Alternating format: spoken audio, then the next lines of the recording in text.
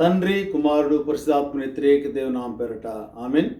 ప్రార్థించుకుందాము. దయగల తండ్రి, ప్రేమలైన ప్రభువా, పరిశుద్ధుడా, మీ ఘనమైన నామం బట్టి మీకు స్తుతులు స్తోత్రం సమర్పిస్తుంటున్నాం. గడిచిన కాలంతో మనల్ని కాచి కాపాడి ఇక ఏడవ నెల ఎందుకు నా తండ్రి మనం ప్రవేశింపజేసి 2వ ఆదివారం ముందు మీ నామాన్ని స్మరించుకోవడానికి మరి యొక్క అవకాశాన్ని మా జీవితాలు దయచేసిన బట్టి స్తోత్రం తెలుసుకుంటున్నాం. యూట్యూబ్ ద్వారా ప్రభువా, నీ యొక్క బిడ్డలు, తెలుగు బిడ్డలు అందరూ కూడా తండ్రి మరి వినబెట్టే వాక్యాన్ని పాటను మీరే దీవించి ఆశ్రయించి మీ నామానికి మహిమ కలిగినట్లుగా మనం బలపరిచి వాడుకొని మీరు మహిమతుడు ప్రార్థన చేస్తున్నాం. సమస్త ఘనత మీకే సమర్పిస్తూ మమ్మల్ని తగ్గిస్తూ మళ్ళీ హెచ్చిస్తూ ఏసునామమున ప్రార్థించుకుంటున్నాం తండ్రి, ఆమేన్. ప్రభువునందు ప్రియమైన దేవుని బిడ్డలు మీకు అందరికీ మన ప్రభు అయిన యేసుక్రీస్తు యొక్క నామం పేరట నాకు వందనలు మరియు శుభములు తెలుపుకుంటున్నాను. మరి దేవుని యొక్క ప్రత్యేకమైనటువంటి మరి ఘనమైన నామాన్ని బట్టి మీకు వందనాలు సమర్పిస్తుంటున్నాం. మరి దేవుడు మనకి ఇచ్చిన అవకాశం బట్టి మరి 2వ ఆదివారం ముందు ఈ యొక్క మరి సాయంకాల సమయం నందు దేవుని మరి కొనియాడటానికి ఇచ్చినట్టు అవకాశం బట్టి మనం దేవుని కృతజ్ఞతాస్తుతులు సమర్పిస్తుంటున్నాం. మరి మన యొక్క దేవుని యొక్క నామం ఎంతో బలమైనది. ఎందుకంటే ఆయన ఘనమైనటువంటి దేవుడు, బలమైనటువంటి దేవుడు, శక్తి కలిగినటువంటి దేవుడు. కాబట్టి మనల్ని ఇంతవరకు మనకు పితరులు నడిపించిన రీతిగా మనల్ని కూడా ఎంతో నడిపించున్నాడు. ఈ యొక్క పాండమిక్ సిచ్యువేషన్లో మరి కరోనా సమస్య మరి అన్ని రాష్ట్రాల్లో, అన్ని దేశాలలో, ప్రపంచ దేశం అంతటా కూడా మరి అత్యధికంగా వ్యాపిస్తున్నటువంటి సమయంలో కూడా దేవుడు మనల్ని ఎంతవరకు కాచి కాబట్టి దాన్ని బట్టి మనం దేవుని కృతజ్ఞత చెల్లిస్తూ ఆ ఘనమైన నామాన్ని మనం మరి ఘనపరిచే విధంగా, మహింపరిచే విధంగా యెహోవా నీ నామము ఎంతో బలమైనది అనేటువంటి పాటలో 2 చరణాలు మాత్రం మనం పాడుకొని దేవుని నామాన్ని మహింపరుచుకుందాం.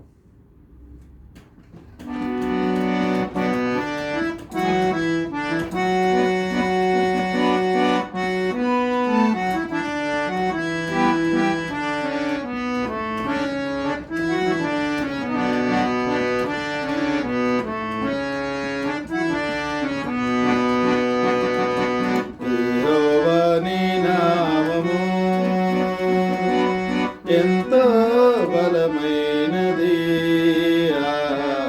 ఎంతో బలమైనది, ఎంతో ఘనమైనది యెహోవా నీ నామము. మోషే ప్రార్థించగా మన్నాను కురిపించితివి, మోషే ప్రార్థించగా మన్నాను కురిపించితివి, యెహోషువ ప్రార్థించగా సూర్య చంద్రుల నాపితివి, యెహోషువ ప్రార్థించగా సూర్య చంద్రుల నాపితివి,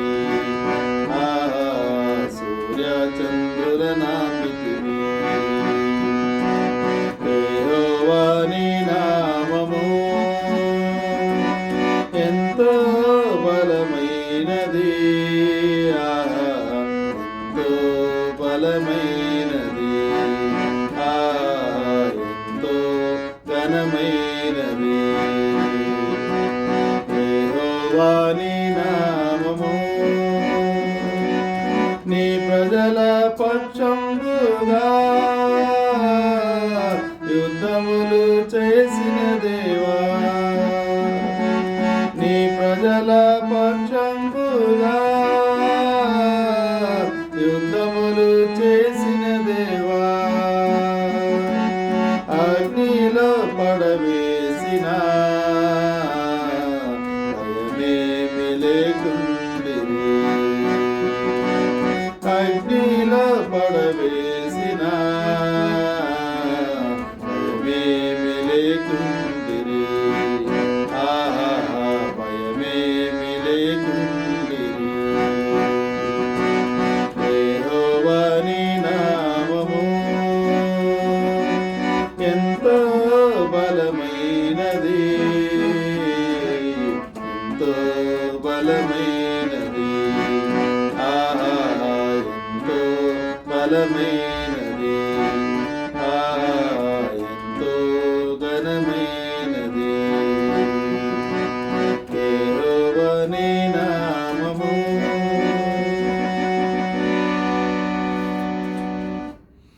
నేటి దినం కొరకై ఏర్పాటు చేయబడినట్టు దేవునికి వాక్యమును మనము భయభక్తులతో చదువుగా విందాము.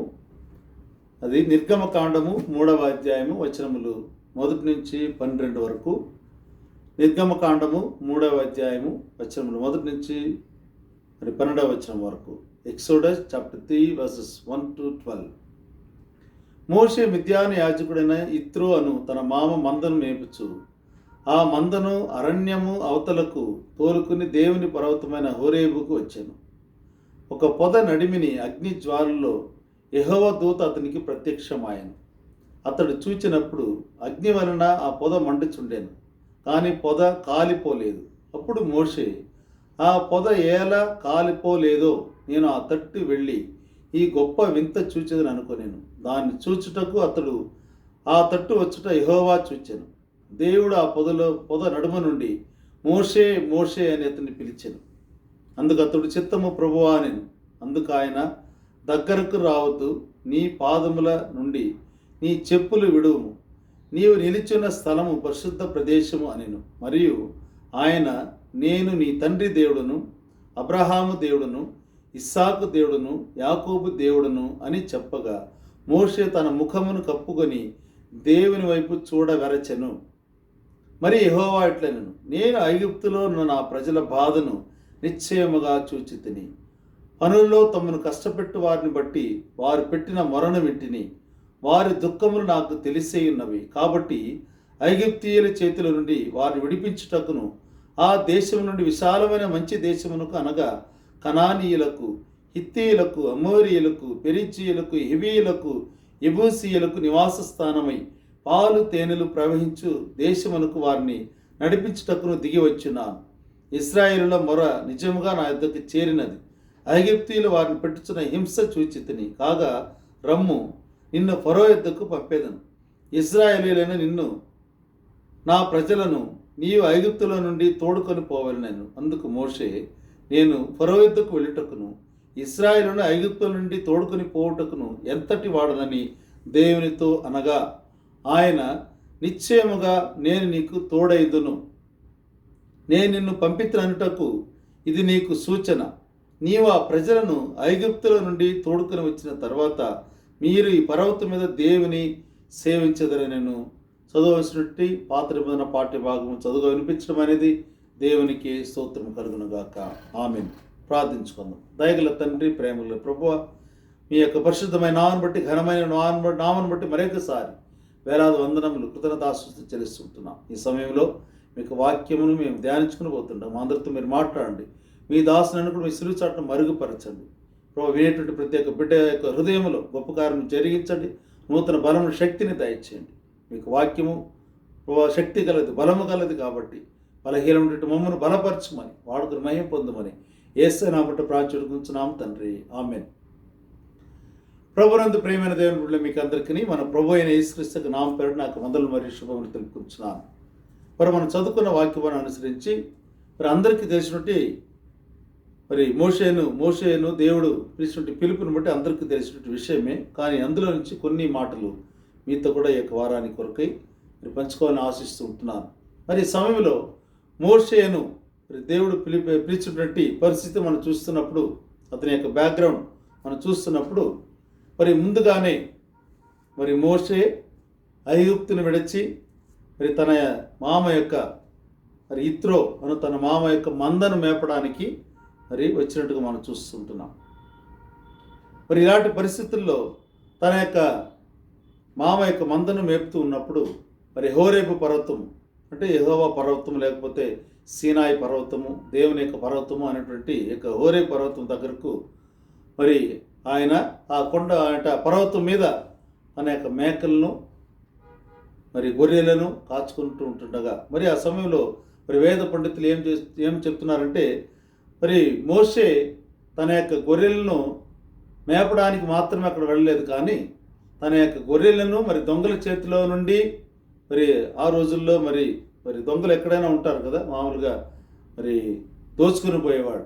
గొర్రెలను సహితం మందలను దోచుకుని పోయేవాడు. కాబట్టి ఆయన కాపాడడానికి, రక్షించుకోవడానికి మరి మోషే ఆ యొక్క హోరేబు పర్వతం మీదకి వెళ్ళినట్టుగా మరి ఎత్తులో ఉండి మరి ఆ యొక్క గొర్రెలను కాచుకుంటున్నప్పుడు తన యొక్క మరి గొర్రెలను కానీ ఎవరు కూడా ఎత్తుకుని పోకుండా ఉండటానికి మరి దూరం నుంచి చూడొచ్చు, ఆ ఎత్తులో నుంచి చూస్తే. కాబట్టి ఎత్తులో వాటిని తీసుకుని వెళ్ళి మరి అక్కడ మేపుతూ మరి కాచుకుంటూ ఉంటుండగా మరి అలాంటప్పుడు మరి దేవుడు అతనికి ఆ మండుచున్నటువంటి ముండ్ల పొదల నుంచి ప్రత్యక్షం అవటం మనం చూస్తుంటున్నాం, దర్శనం ఇవ్వటం మనం చూస్తుంటున్నాం.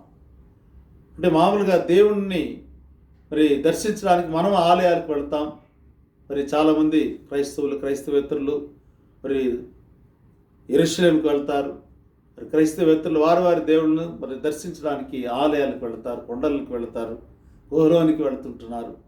ఈ విధంగా పలు రకాలుగా దేవుని దర్శించడానికి వెళ్తుంటున్నారు. కానీ ఇక్కడ మనం చూస్తుంటే యొక్క సంఘటనలో మరి యెహోవా దేవుడు మరి తన యొక్క ఆకాశమును అంటే తన యొక్క సింహాసనం వదిలిపెట్టి మరి తన యొక్క రాజ్యాన్ని వదిలిపెట్టి మరి భూలోకానికి రావటం మనం చూస్తుంటున్నాం. ఎందుకు వచ్చాడంటే మరి అక్కడ మనం చూస్తున్నప్పుడు మొట్టమొదటిగా తన యొక్క ప్రజల యొక్క బాధను మరి ఆయన భరించలేకుండా, ఆ యొక్క కష్టాన్ని చూడలేకుండా, ఎందుకంటే 7వ వచనం మనం చూస్తుంటున్నాం. మరి యెహోవా అంటాను, నేను ఐగుప్తులో ఉన్న నా ప్రజల బాధను నిశ్చయముగా చూచి తిని పనులలో తమను కష్టపెట్టు వారిని బట్టి వారు పెట్టిన మొరను వింటిని, వారి దుఃఖములు నాకు తెలిసే ఉన్నవి. కాబట్టి ఐగుప్తీయుల చేతుల నుండి వారిని విడిపించుటకును ఆ దేశం నుండి విశాలమైన మంచి దేశమునకు అనగా పాలు తేనెలు ప్రవహించే ఆ దేశానికి తీసుకుని వెళ్ళటానికి మరి నేను దిగి వచ్చి ఉన్నాను. For God comes down from heaven అంటే ఇక్కడ మనం చూస్తుంటున్నది పాత నిబంధన కాలంలోనే మరి దేవుని దర్శనము మరి మోషేను దర్శినట్టుగా దేవుడు మరి ఆకాశం నుండి కింద దిగి వచ్చినట్టు సంఘటన మనం చూస్తున్నప్పుడు నిజంగా మనకు ఆశ్చర్యంగా ఉంటున్నది. ఎందుకంటే దేవుడు తన యొక్క ప్రజలను ఏ విధంగా మరి ప్రేమిస్తున్నాడు, ఆ ప్రేమకు నిదర్శనముగా తన యొక్క స్థానాన్ని విడిచిపెట్టి మరి భూలోకానికి రావటం మనం చూస్తుంటున్నాం. దేవుని యొక్క పర్వతం ఉన్నటువంటి ఆ యొక్క పర్వతంలో మరి మోషేను దర్శించడానికి మరి మోషే దేవుని దర్శించడానికి వెళ్ళలేదు, కానీ మోషేను దర్శించడానికి దేవుడు మరి కిందకి దిగి రావటం, మరి నేను అబ్రహాం, ఇస్సాకు, యాకోబుల దేవుడు, మీ పితరుల దేవుడు అని చెప్పి అక్కడ ఒకసారి మరలా నిబంధన ఉడంబడికను మరొకసారి మరి అబ్రహాంతో చేసినటువంటి నిబంధనను మరొకసారి గుర్తు చేసుకొని దేవుడు మీ యొక్క పితరుల యొక్క దేవుడను. కాబట్టి నేను దిగి వచ్చినటువంటి ఉద్దేశం ఏమిటంటే ఈ యొక్క ప్రజలు పడుతున్నటువంటి బాధను, దుఃఖమును, మరి కష్టాన్ని, శ్రమలను మరి ఐగుప్తీయుల ద్వారా మరి నా యొక్క జనాంగాన్ని కలిగిస్తున్నటువంటి యొక్క పరిస్థితిని చూడడానికి నేను దిగి వచ్చినానని చెప్పి మరి దేవుడు మరి మోషేతో అక్కడ సంభాషించడం మనం చూస్తుంటున్నాం. కాబట్టి ప్రియమైన దేవుని బిడ్డలారా, మనం ఈ యొక్క సంభవంలో, ఈ యొక్క సంభాషణలో, ఈ యొక్క సంఘటనలో, ఈ యొక్క దర్శనంలో మనము అర్థం చేసుకునేది ఏమిటంటే ఇక పాండమిక్ సిట్యువేషన్, ఈ కరోనా సమస్యల్లో దాదాపు 1.5 సంవత్సరాలుగా మరి అన్ని ప్రపంచ దేశాలు కానీ, మన యొక్క ఆంధ్ర రాష్ట్రం కానీ, మన యొక్క భారతదేశం కానీ, అన్ని రాష్ట్రాలు కూడా, అన్ని జనాంగాలు కూడా మరి పలు రకాల ఇబ్బందులకు గురై మరి పలు రకాల ఒత్తిడులు, స్ట్రెస్, తర్వాత ఎకనామిక్ ప్రాబ్లం, ఆర్థిక సమస్యలు, ఇబ్బందులు, ఇరుకులు, మరి ప్రతిరోజు కూలి చేసి మరి పని చేసుకున్నటువంటి వారి యొక్క జీవితాల్లో మరి ఆహారం లేకుండా, వసతులు లేకుండా ఉన్నటువంటి మరి పరిస్థితులంతా కూడా గొప్పగా మారిపోయి భయంకరమైన పరిస్థితులకు గురై మరి దౌర్భాగ్యమైనటువంటి పరిస్థితుల్లో జనాలు జీవిస్తుండటం మనం చూస్తుంటున్నాం. కాబట్టి క్రైస్తవునటువంటి మనము, దేవుని పెట్టినట్టు మనము అందరి నిమిత్తమై మరి విన్నపములను మరి దేవునితో మనం సమర్పించినటువంటి అవసరత ఎంతైనా ఉంటున్నది.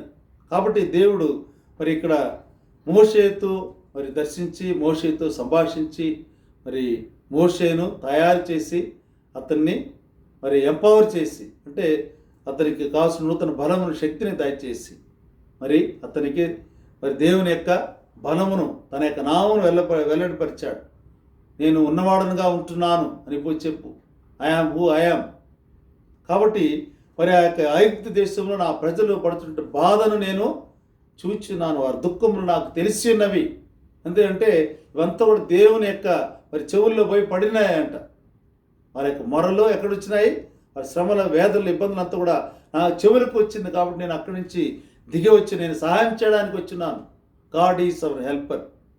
కాబట్టి సాధారణంగా ఆ యొక్క గొర్రెలను మేపుతున్నటువంటి ఆ యొక్క మోషేను పిలిపించి తనను మార్చి, అంటే నూతన బలమును, నూతన శక్తిని, జ్ఞానమునిచ్చి అతన్ని మరి ఒక లీడర్గా, నాయకుడుగా, నాయకత్వపు మరి లక్షణాలు, గుణాలను అతనికి ఇచ్చి, మరి అయ్యో నా వల్ల కాదు, నేను మాట్లాడలేను, నేను సరిగా మాట్లాడిన నోరు నాకు సరిగా రాదని చెప్పాడు.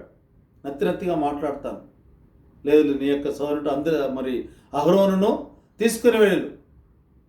మరి అహరోను మరి అతనితో కూడా పంపించాడు. అది మాత్రమే కాకుండా మరి ఇంకాను మరి సంతృప్తి పొందలేని పరిస్థితులు, వెళ్ళలేని ఆ యొక్క దౌర్భాగ్య స్థితుల్లో తన యొక్క హృదయం, ఎందుకంటే ముందు జరిగిన సంఘటనలు మనకు తెలుసు.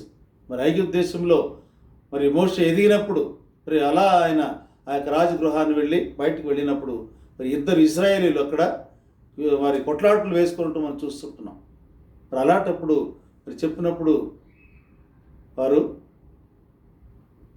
మరి ఒక ఇశ్రాయేలుడు, ఒక ఐగుప్తీయుడు, మొట్టమొదటి సంభవంలో 2 సంభవాలు జరుగుతాయి. మొట్టమొదటి సంభవంలో ఒక ఇశ్రాయేలుడు, ఒక ఐగుప్తీయుడు ఇద్దరు కొట్లాట వేసుకుంటున్నారు. మరి కొట్లాడుతున్నప్పుడు మరి వారు నచ్చి చెప్పి సమాధానపరిచినప్పుడు వాళ్ళు ఒప్పుకోలేదు. మరి ఐగుప్తీయుడు మరి ఎక్కువగా మరి ఎదిరించిన దానివల్ల మరి ఐగుప్తుని చంపి ఇశ్రాయేల్ని వదిలిపెట్టడం మనం చూస్తుంటున్నాం. మరి ఇంకోసారి మరలా వెళ్ళాడు. అప్పుడు ఇద్దరు ఇశ్రాయేలీలు మరి కొట్లాట చేసుకుంటుంటున్నారు. అలాంటి పరిస్థితులు ఎందుకు ఇలా చేసుకుంటున్నాం? మన దేవుని బిడ్డలం కదా, మరి మనము సమాధానం వెళ్ళిపోదామంటే, అంటే మొన్న చేసావు కదా, ఆ విధంగా చేయడానికి మరలా వచ్చావా అని చెప్పి వారు ఎదిరించినప్పుడు మరి ఈ యొక్క విషయం మరి రాజగృహంలో రాజుకు తెలిసినట్లయితే మరి భయంకరమైనటువంటి నేరము మోపబడి మరి శిక్ష విధింపబడుతుంది. కాబట్టి మరి అక్కడి నుంచి పారిపోయి తన యొక్క మామైన ఇత్రో యొక్క మందను మేపటానికి ఆయన తన యొక్క మామతో కూడా చేరి గొర్రెలు మేపుతుంటే మనం చూస్తున్నాం. అది తన యొక్క బ్యాక్గ్రౌండ్ అనమాట. అలాంటి పరిస్థితుల్లో ప్రియమైన దేవుని బిడ్డలారా, మరి ఇశ్రాయేలుని తీసుకురావడానికి ఎవరు వెళ్ళాలి? ఎందుకంటే ముందుగానే ఇశ్రాయేల్ యొక్క పరిస్థితులు ఎరినటువంటి మోషే మరి అతను పారిపోయి వచ్చినాడు. కానీ మరలా దేవుడు అతన్ని తర్ఫీదు ఇచ్చి అతన్ని మార్చి, అంటే తన యొక్క కర్ర, చేతిలో కర్ర ఉంటుంది మామూలుగా, మరి గొర్రెలు మేపే వాళ్ళు పెట్టుకో ఉంటారు, స్టాఫ్ అని చెప్తారు దాన్ని. అది చాలా కొంచెం సన్నగా ఉంటుంది కానీ బలంగానే ఉంటుంది. మరి మేకలకి మరి వాటి కావాల్సిన మేత ఇవ్వటానికి కొన్ని సమయాల్లో ఆ యొక్క కొమ్మల్ని దించి ఇవ్వటానికి సహాయకారిగా ఉంటుంది. అలాంటి పరిస్థితుల్లో మరి ఆ యొక్క కర్రను కింద పడవేసినప్పుడు, అది పడిపోయినప్పుడు మరి పాముగా మారిపోయింది. మరలా ఆ యొక్క తోకను పట్టుకున్నప్పుడు అది మరలా కర్రగా మారిపోయింది. ఇప్పుడు మరి మోషేకి భయం అయిపోయింది కదా, ఖచ్చితంగా భయం వచ్చి ఉంటుంది. ఎందుకంటే పాము మామూలుగా విష సర్పం అయితే మనం కరిస్తే మనం చనిపోతాం. కాబట్టి నేను ఇక మీదట నేను వెళ్ళలేని చెప్పలేడు. కాబట్టి దేవుడు తన యొక్క బలమును, శక్తిని, ప్రభావమును మరి God commissioned him, God gave his authority, God helped him through Aaron to speak through him. కాబట్టి దేవుని యొక్క మాటను వారి యొక్క నోటిలో ఉంచి మరి బలమును, ప్రభావం వారికి ఇచ్చి ఆ దర్శనములో తర్ఫీదు పొందించి వారిని పంపించడం మనం చూస్తుంటున్నాం. కాబట్టి ప్రియమైన దేవుని బిడ్డలారా, మన యొక్క కష్టమైనటువంటి పరిస్థితుల్లో మనకు సహాయకారి దేవుడే. God is our helper. అందుకనే మరి దావీదు భక్తుడు మరి కీర్తనాకారుడు 23వ సంకీర్తన చెప్తున్నాడు, యెహోవా నా కాపరి, నాకు లేమి కలగదు. ఆయనన్న ఏం చేస్తాడంటే దేవుడు పచ్చిగల చోట్లను ఆయన పరుణ చేసి మరి పచ్చిగల చోట్ల ఆయన నన్ను ఏం చేస్తాడు, మేపి శాంతికరమైన జన్మది నన్ను మరి నడిపించుచున్నాడు. మరి పచ్చిక బయలులో, అంటే మామూలుగా ఆ యొక్క మరి పాలస్తీనా ప్రదేశం కానీ, ఐగుప్తు కానీ, మరి ఇశ్రాయేల్ యొక్క కానాను దేశం కానీ, మరి వాగ్దానించినటువంటి ప్రదేశం అన్నీ కూడా మరి పచ్చిక బయలుతో ఉంటారు. కాబట్టి పాలు తేనెలు ప్రవహించేటువంటి ఆ ప్రదేశానికి తీసుకుంటానికి అబ్రహాంతో చేసినటువంటి ఆ యొక్క ఒప్పందాన్ని, ఒడంబడికను, నిబంధనను దేవుడు మరల గుర్తు చేసుకుంటూ మరి మానవులంటే మనం మర్చిపోయినా కూడా దేవుడు ఒక్కరోజు కూడా మర్చిపోకుండా అబ్రహాంతో పల వందల సంవత్సరాల పూర్వం చేసినటువంటి ఒప్పందమును, ఆ నిబంధన, ఒడంబడికను నెరవేర్చడానికి మోషేను మరలా పంపించి వారిని విడుదల చేసుకుని రావటం చూస్తుంటున్నాం. కాబట్టి ప్రియమైన దేవుని బిడ్డలారా, మరి మన యొక్క దేవుడు గొప్ప దేవుడు. కాబట్టి మన సహాయం చేసేవాడు ఆయనే. రెండవదిగా మనల్ని తర్ఫీదిచ్చి, మనకు తన యొక్క ప్రభావం ఇచ్చి, బలమునిచ్చి, శక్తినిచ్చి మనల్ని నాయకులుగా చేయటం, సంఘానికి ఎందుకు మనల్ని నియమించున్నాడంటే సంఘ కాపురులుగా, మరి సంఘములో సేవ చేసే వారంగా, మరి దేవుని యొక్క ప్రజలుగా దేవుడు ఎందుకు ఎన్నుకున్నాడంటే ఇతరులకు మనం సహాయకారిగా ఉండి వారి యొక్క శ్రమల్లో, ఇబ్బందులు, ఇరుకుల్లో, కష్టాలు ప్రజలకి మనం కూడా సహాయకారిగా ఉండాలని చెప్పి. కాబట్టి దేవుడు ఆ యొక్క పరలోకమును విడిచిపెట్టి మరి భూలోకానికి వచ్చి మరి తన యొక్క ప్రజలకు సహాయం చేయడానికి వచ్చాడు. మరి రెండవసారిగా మనం నూతన నిబంధనలు చూసినట్లయితే మరి పాత నిబంధనల్లో యెహోవా దేవుడు ఇజ్రాయెల్ను మాత్రమే రక్షించడానికి ఇక్కడ రావటం మనం చూస్తుంటున్నాం. కాకపోతే నూతన నిబంధన కాలం మనం చూసినట్లయితే అంటే దేవుడు ఇజ్రాయెల్కి మాత్రమే దేవుడు కాదు, మరి సమస్త ప్రజలకిని, ఈ సృష్టి యావత్తుకును ఆయన కలిగేశాడు. కాబట్టి ఆయన సృష్టికర్త, కాబట్టి ఆయనే దేవుడు అని చెప్పి తెలుసుకునే రీతిగా ఆయనే రక్షకుడు, అందరినీ లోకం అంతటినీ ఆయన ప్రేమిస్తున్నాడు. God of particularism, God of universalism. కాబట్టి కొంతమంది ఇశ్రాయేల్ అంటే కొన్ని లక్షల మంది, వారికి మాత్రమే దేవుడు, వారు కూడా ఎప్పుడో అనుకునేవారు. కాకపోతే నూతన నిబంధన కాలంలో దేవుడు లోకమును ఎంతో ప్రేమించిన కాగా ఆయన తన అద్వితీయ కుమారునిగా పుట్టిన వానిందు విశ్వాసముంచు ప్రతి వాడును నశింపక నిత్య జీవం పొందినట్లు ఆయనను అనుగ్రహించాను. కాబట్టి యోహాను 3:16 బట్టి మనం చూసినప్పుడు ఈ లోకం అంతటినీ ప్రేమించే దేవుడు. కాబట్టి ఇజ్రాయెల్ మాత్రమే కాదు, అందరిని రక్షించడానికి తన ఏకైక కుమారుడు యేసు ప్రభును ఈ లోకానికి పంపించడం ద్వారా మనమందరినీ, క్రైస్తవులు కానీ అందరినీ కూడా మరి ఆయన రక్షించడానికి. కాకపోతే యోహాను సువార్త మనం చెప్పినట్టుగా యోహాను సువార్తలో విశ్వాసం ఉంచి ప్రతి వాడును నశింపక నిత్య జీవం పొందినట్లు ఆయనను మనకు దేవుడు అనుగ్రహించాడు.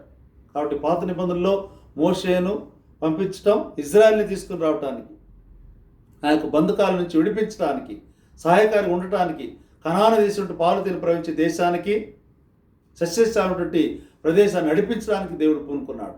కాకపోతే నూతన నిబంధనల్లో మనం చూసినప్పుడు సమస్త జనాంగాన్ని కూడా దేవుడు తన యొక్క రాజ్యంలోకి చేర్చుకోవడానికి ఆయన సిద్ధం చేస్తుంటాడు. అందుకని రక్షకుడు యేసు ప్రభువును తన ఏకైక కుమారుని లోకానికి పంపించి అందరినీ ప్రేమిస్తానని చెప్పి మరి బయటపెట్టడం మనం చూస్తుంటున్నాం. కాబట్టి దీన్ని మొట్టమొదటిగా గ్రహించిన వారు ఎవరంటే యూదులు కాదు.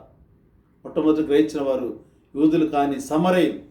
యూదుల ద్వారా మరి వెలివేటే సమరయులు వారు చెప్పారనమాట, ఈయన నిజముగా లోక రక్షకుడిని మేము ఎరుగుదుము. లోక రక్షకుడు, saviour of the world, not only saviour of the particular people, not only saviour of the Israelites or Jewish people, but is the saviour of the whole world. సృష్టిని, సమస్తమును, సమస్త జనాంగాన్ని ఏ భేదము లేకుండా మనందరినీ కూడా కాపాడడం, రక్షించడానికి ఈ లోకానికి తన ఏక కుమారుని పంపించడం మనం చూస్తుంటున్నాం. కాబట్టి ప్రియమైన దేవుని బిడ్డలారా, ఈ సమయంలో మరి మోషే ద్వారా ఇజ్రాయెల్కి సహాయకారిగా మరి దేవుడు దిగి రావటం మనం చూస్తుంటున్నాం. మరి మోషేను నాయకుడిగా మరి తన యొక్క మరి పని ముట్టుగా వాడుకుని మహిమ పొందటం మనం చూస్తుంటున్నాం. మరలా ఆ యొక్క ఇజ్రాయెల్ జనాంగాన్ని తిరిగి మరి కనాను దేశాన్ని నడిపించడం మనం చూస్తుంటున్నాం. కాకపోతే ఇక్కడ దురదృష్టం ఏమిటంటే మరి అన్ని కష్టాల్లో పడి 40 సంవత్సరాలుగా వారిని మరి ఆ యొక్క అరణ్యంలో, ఎడారిలో నడిపించినటువంటి దేవుడు మరి మోషే ద్వారా నడిపించాడు. కాకపోతే చివరికి కనాను దేశాన్ని చూడగలిగాడు కానీ మరి కనాను దేశంలో ప్రవేశించలేకపోయాడు.